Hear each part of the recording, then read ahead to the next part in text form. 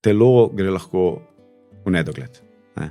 Ko pa glava odpove, pa ne gre nikamor. Jaz si želim, da nihče ne bi iskal popolnosti, ker ta ne obstaja. Dokler jaz govorim neresnice, jaz v bistvu ne morem pustiti preteklosti za sabo. Mi moramo sebe toliko spoznati, da vemo, kaj nam v določenih situacijah pomaga, kaj nam škoduje. Življenje je ful prekratko, kolikor se to sliši.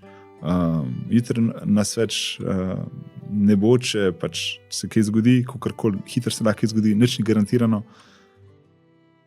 Zato je treba uživati. Jaz sem rekel takrat, ko sem zgubil nogo, sem rekel, jaz bom fuzbol špilal in to me ne bo noben ostal. Ko si najbolj na tleh, ko ti je težko, ko jokaš, ko ne vidiš izhoda, da se sam znaš zavedati, da pač je pot navzgor. Zdaj si na najnižji točki v življenju, zdaj v gor. Nikoli ni za nobeno stvar prepozno.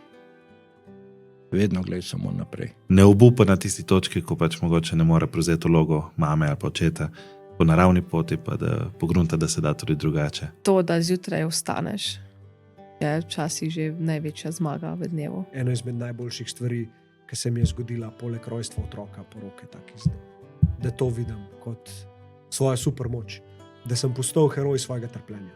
Z marsikom sem uspel to na neki točki razčistiti, z enimi verjetno nikoli ne bom uspel, ampak tudi to je okej. Ljudem se ne pomaga s pametovanjem, ampak z empatijo. Če poveš na glas, lahko pomagaš še komu drugemu. Ta knjiga pa ti res da pogled, wow, kako sem pomemben v otrokovem življenju. Bom se potrudil ostati v njegovem življenju. Tu niso najni otroci, tu so otroci od družbe. Vse v življenju je najprej majhno, potem pa raste, razen težav, ki so v začetku videti velike in potem so skozi manjše. Dragi moji, bodite močni, ampak moč je, da si priznaš nemoč.